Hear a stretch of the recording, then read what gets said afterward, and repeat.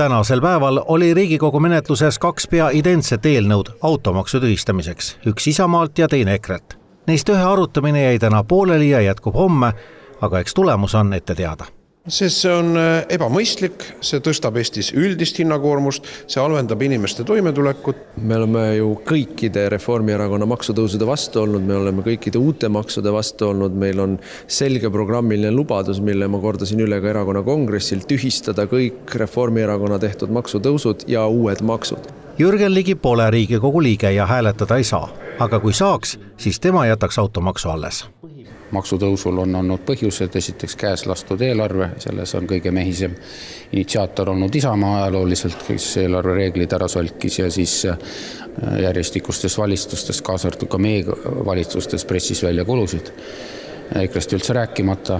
Isamaa hoiaks vajaliku raha kokku. Praegu valitsus kõneleb valitsemiskulude vähendamisest 5% sellel aastal.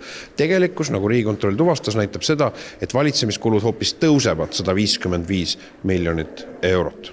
EKRE jätaks ära tuuleparkide toetuse ja Rail Baltica.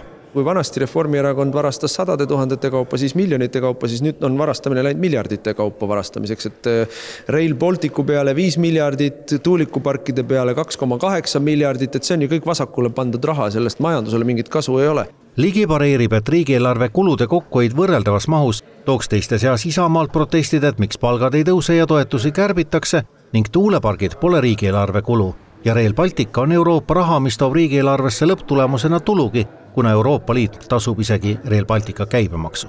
See on küüniline, see on silmakirjalik, mida nad teevad.